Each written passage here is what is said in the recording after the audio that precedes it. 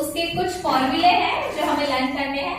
So first of all principal value branch of sine inverse x, ये हमें याद रखना है, ये होगा -π/2 π/2। ओके, अगर इसको एक्सप्लेन करना हो तो याद रखना है कि साइन इनवर्स एक्स की वैल्यू यहां से यहां तक होगी। ओके, यहाँ थीटा रहेगा और यहाँ रहेगा -θ। बस वही हमें पहली एक्सरसाइज वाले फॉर्मूले थोड़े से याद रखने हैं।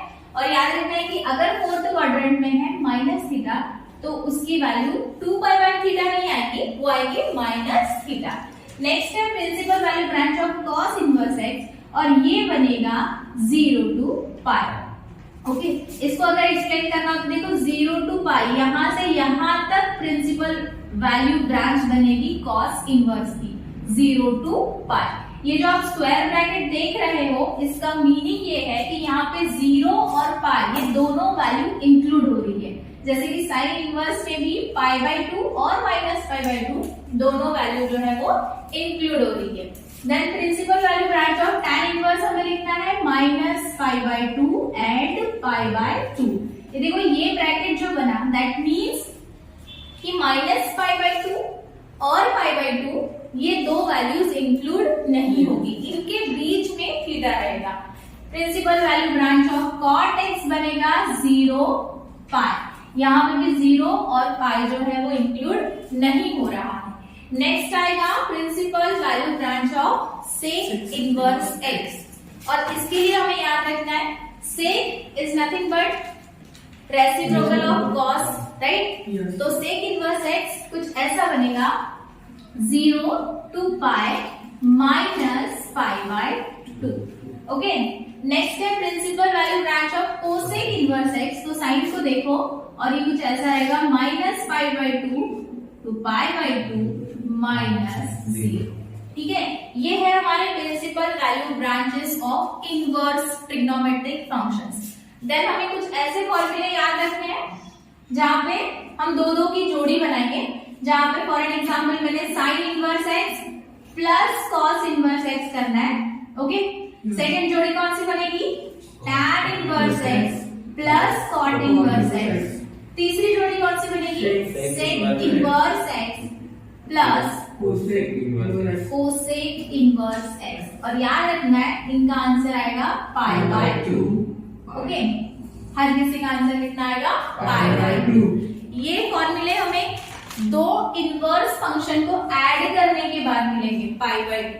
नेक्स्ट है अगर रेसिप्रोकल लेते हो, जैसे मैंने यहाँ लिख दिया कोसेक इनवर्स 1/x।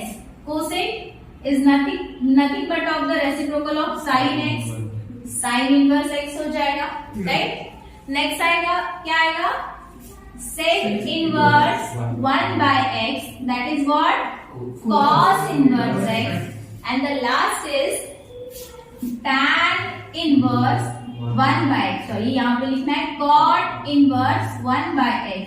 यहाँ थोड़ा cot को सोचना पड़ेगा tan को लेकर। यहाँ दो कंडीशंस आएगी tan की। अगर x पॉजिटिव है, दैट मीन्स ग्रेटर देन 0 है तो क्या होगा, या फिर x लेस देन 0 है तो क्या होगा। नेगेटिव और पॉजिटिव कंडीशन में देखो, अगर पॉजिटिव है तो ये tan इनवर्स x बन जाएगा इजीली। ठीक है, अगर पॉजिटिव है x हमारा तो tan इनवर्स x लिख सकते हैं, बट अगर नेगेटिव आएगा तो आपको याद रखना है it is pi plus tan inverse x।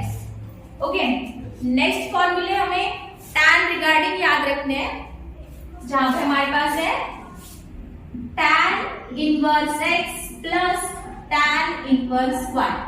Okay, ये एक फॉर्मूला हमें याद रखना है। सेकेंड फॉर्मूला इसी में हमें याद रखना है tan इनवर्स x माइनस tan inverse y। tan inverse x plus y 1 minus x y. देखो प्लस है तो ऊपर प्लस आना चाहिए, और अगर माइनस वाला फॉर्मूला यूज कर रहे हो तो ये बनेगा x minus y upon 1 plus x y. Clear? इन फॉर्मूले का हम यूज करेंगे एक्सरसाइज 3.3 सॉल्व करने के लिए। तो स्टार्ट करते हैं एक्सरसाइज 3.3।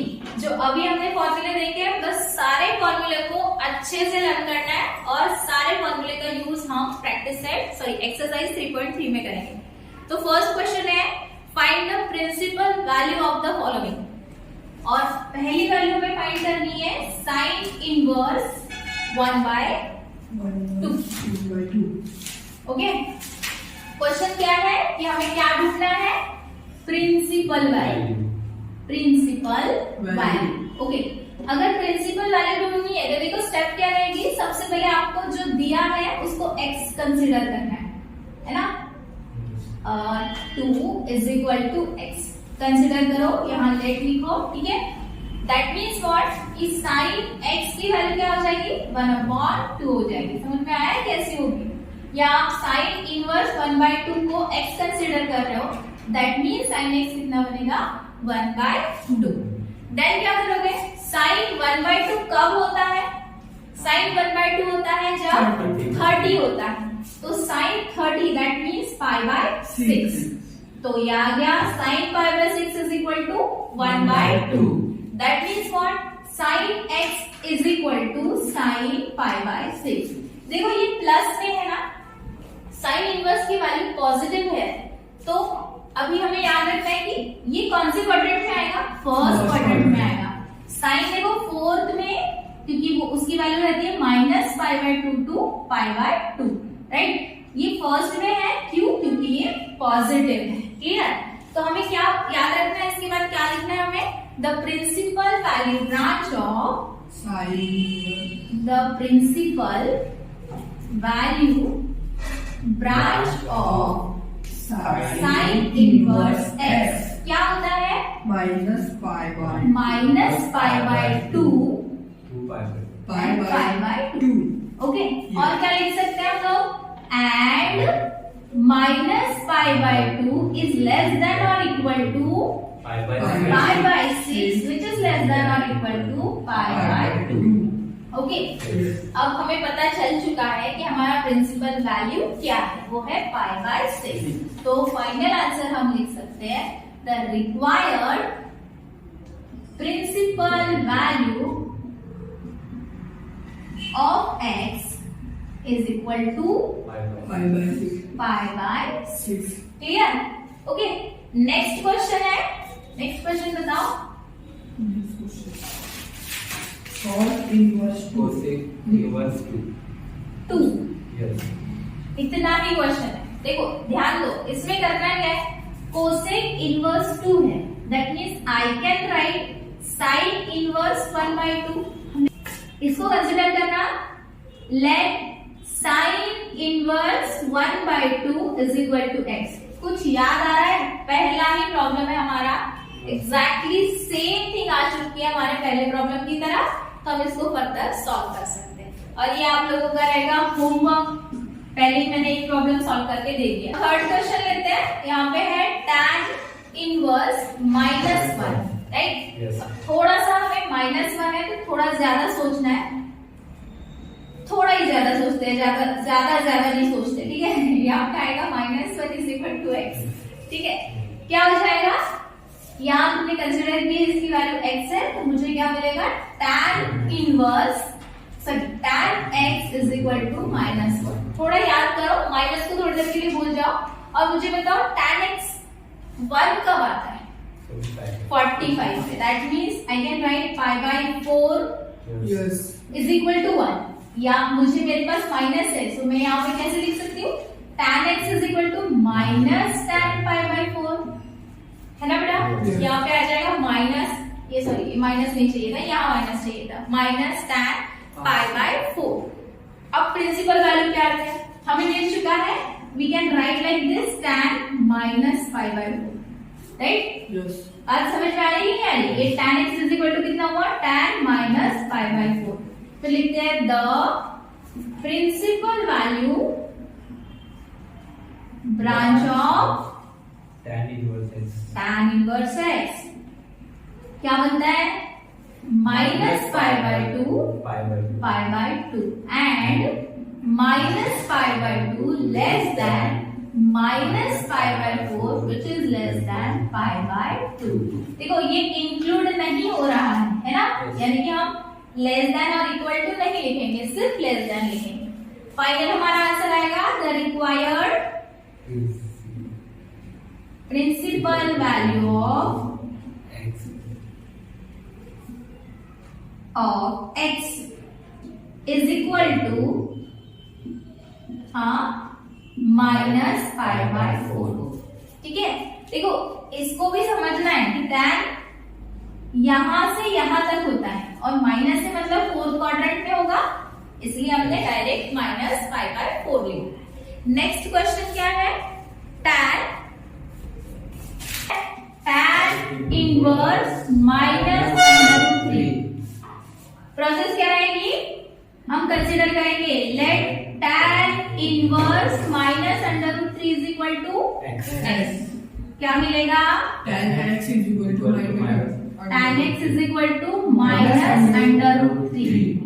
सबसे पहले तो सिर्फ √3 के बारे में सोचते हैं। tan √3 कब रहता है, 60 पे, मतलब π/3 दैट इज इक्वल टू √3, है ना।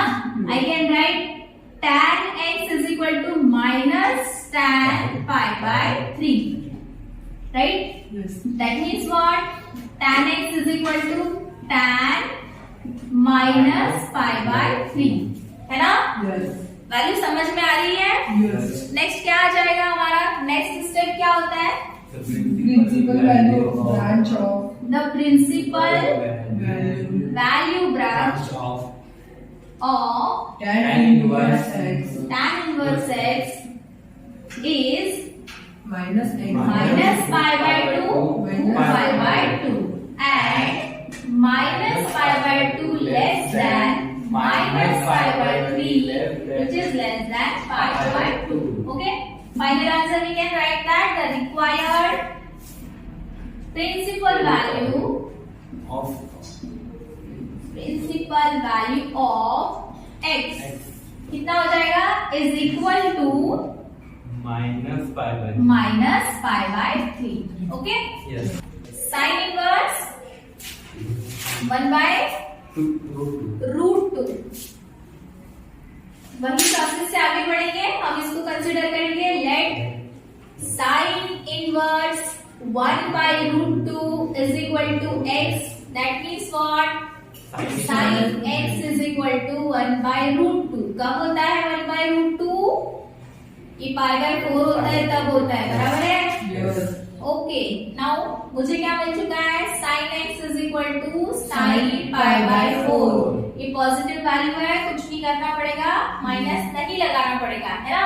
Yes. हम क्या लिख सकते हैं, the principal value branch of sin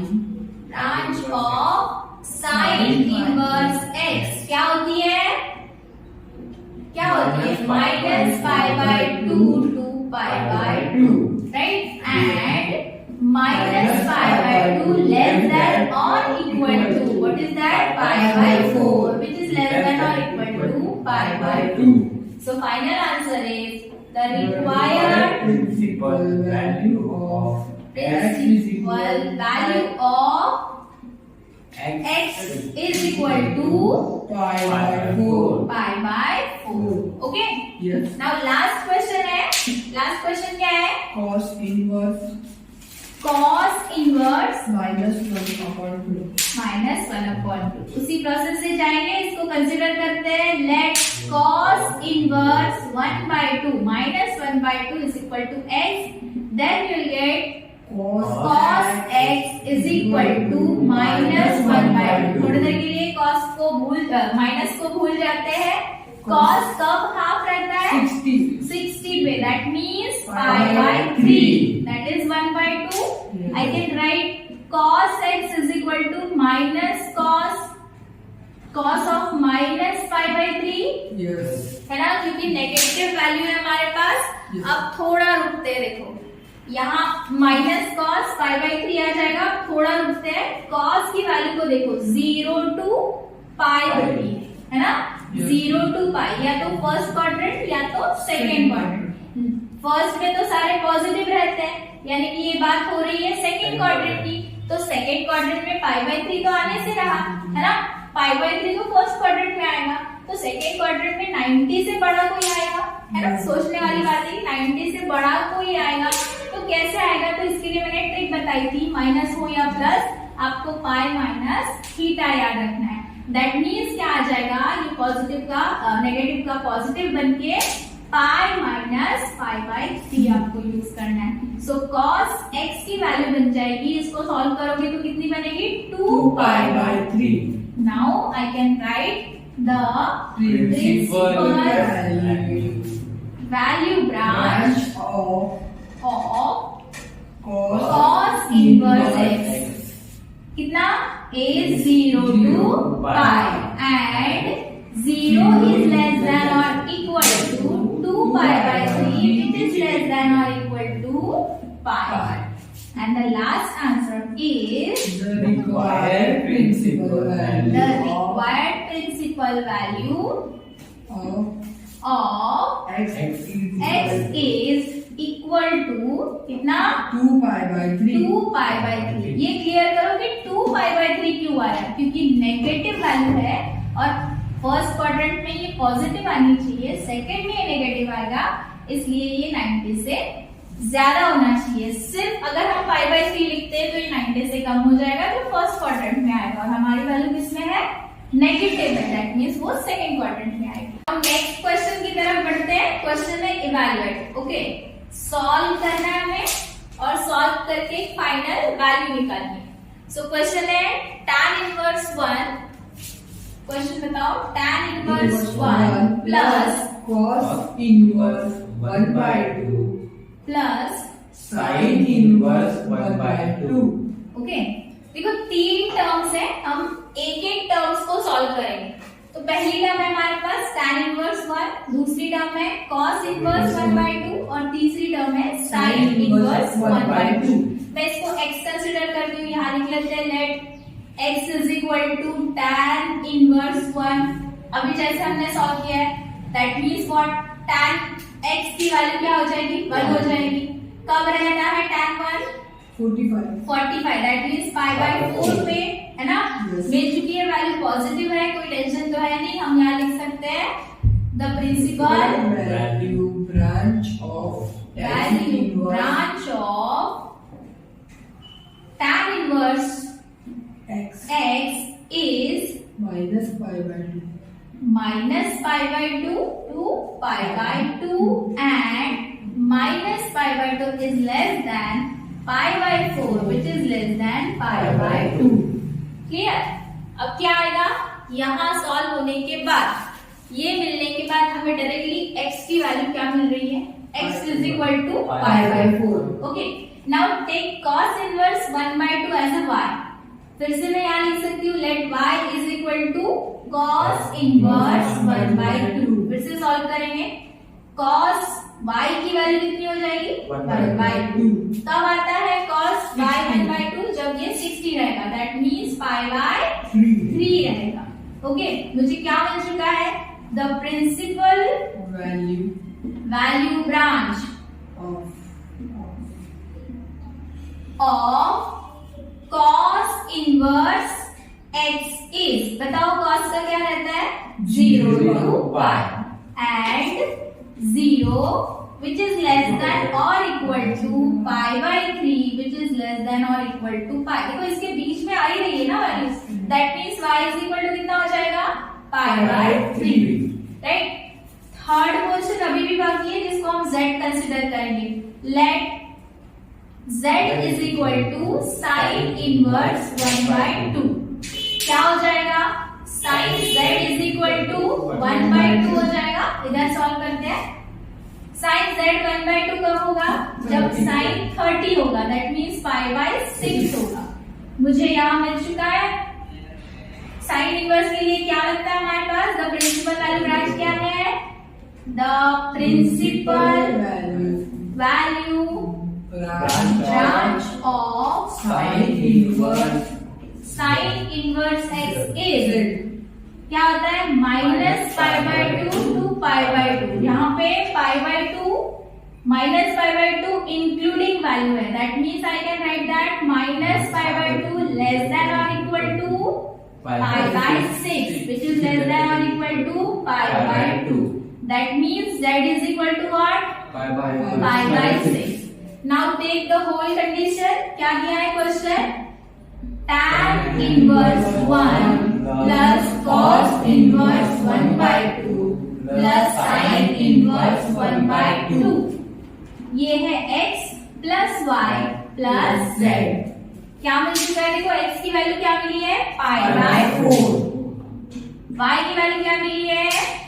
pi by 3 और z की वैल्यू है पाई बाय 6. अगर इसको सॉल्व करते हो एलसीएम लेना पड़ेगा. 12 एलसीएम आएगा. 4 3 12, ये बनेगा 3 पाई. 3 4 12, ये बनेगा 4 पाई एंड 6 2 12, दैट इज 2 पाई एंड 12. कितना आएगा ये? 9 pi by 12. That means 3 pi by 4. Answer कितना आया है इसको इवैल्यूएट करके? 3 पाई बाय 4. सेकंड क्वेश्चन क्या दिखाई दे रहा है? cos inverse 1 by 2 plus 2 sin inverse 1 by 2. थोड़ा I can write this question. थोड़ा सा अगर मैं इसको स्मार्टली सॉल्व करने की कोशिश करूं तो sin इनवर्स 2 टाइम्स है, यानी कि मैं लिख सकती हूँ sin inverse 1 by 2 plus sin inverse 1 by 2. 2 times तो हो ही गया है ना. Yes. अब क्या हो जाएगा? हमारे पास 3 टर्म्स आ गई. देखो 2 था तो हम इसको सॉल्व करने में थोड़ा डर लग रहा था हमें, तो हमने इसको थोड़ा सा स्मार्टली सॉल्व करने की कोशिश करी. तो हमारे पास 3 टर्म्स बन चुके हैं. बट जो लास्ट टर्म्स है ये भी सेम है, ये दोनों सेम दिखाई दे रहे हैं. इसको आप लोग एक्स कंसीडर करो, इसको भी y और ये तो y रहेगा. ठीक है. सो क्या हो जाएगा? Let x is equal to cos inverse 1 by 2. ये जो है टर्म है उसके लिए हमने x कंसीडर किया. क्या आ जाएगा? cos x की वैल्यू कितनी आ जाएगी? 1 by 2. कब होता है 1 by 2? 60, that is 5 by 3 is equal to 1 by 2. You can say that. देखो पाई बाय 3 आता है पाई और 0 के बीच में. Yes. तो आप बोल सकते हो the principal value branch value branch of cos inverse x is 0 to pi and 0 less than or equal to pi by 3, which is less than or equal to pi. So you can say that x is equal to pi by 3. Now सिर्फ x solve करेंगे और दूसरे की जगह पे हम y रखेंगे. क्या करेंगे? Let y is equal to sin inverse 1 by 2. So we get sin y is equal to 1 by 2. कब होता है 1 by 2? 30 पे. That means pi by 6. Correct? yes Then again you have to write the principal value branch of sin inverse x sin inverse x is क्या होता है? Minus pi by 2 to pi by 2. इन दोनों के बीच में आ रहा है पाई बाय 6, है ना.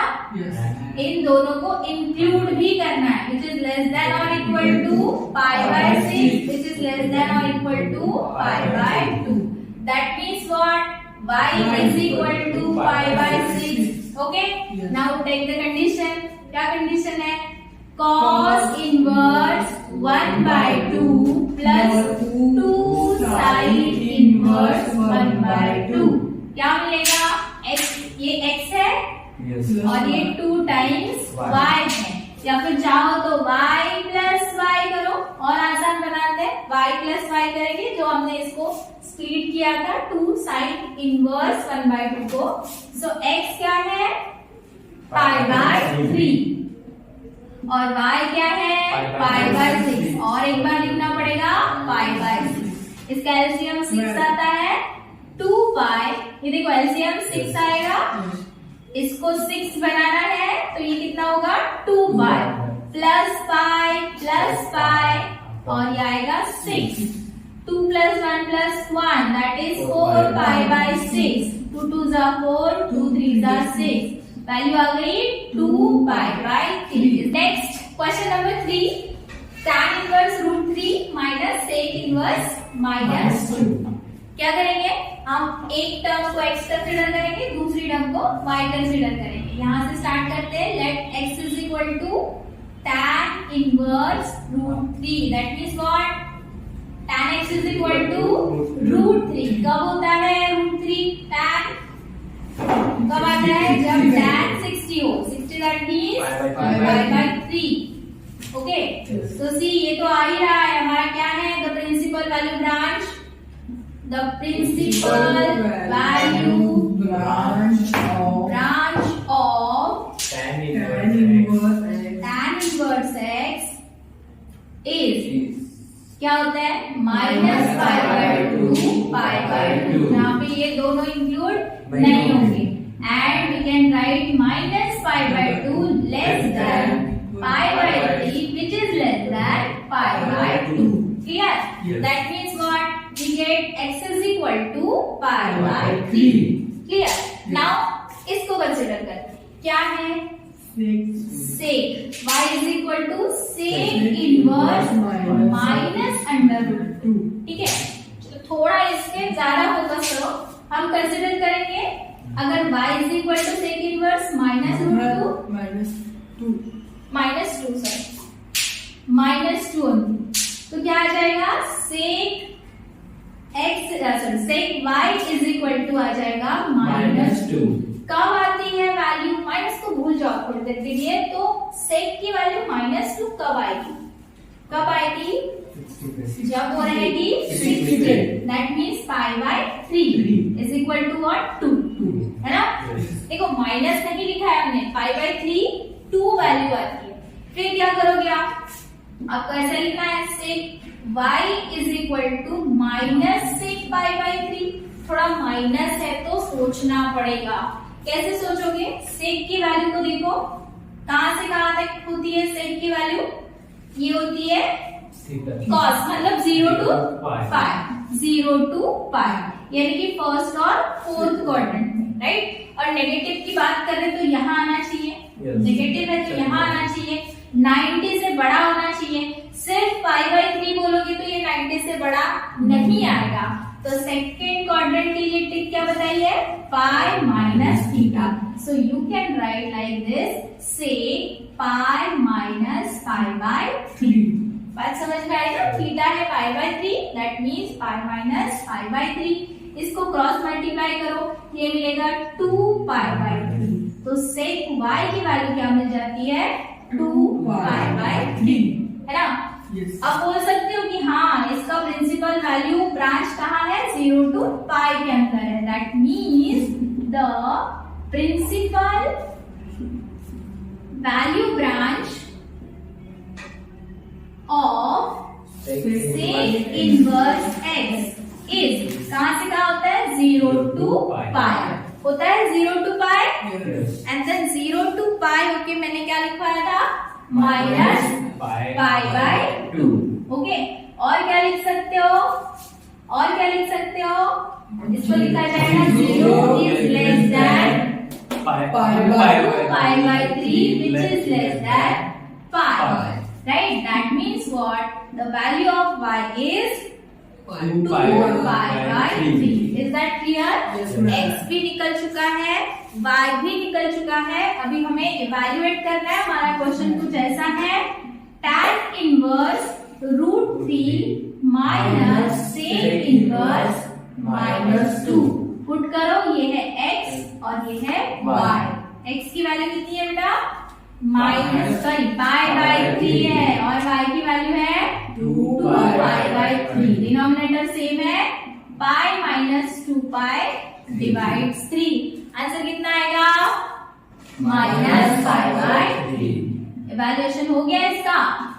इसको इवैल्यूएट करके इतनी वैल्यू मिलेगी। नाउ फोर्थ क्वेश्चन है इवैल्यूएट करने का। और देखो यहाँ पे भी 2 टर्म्स है।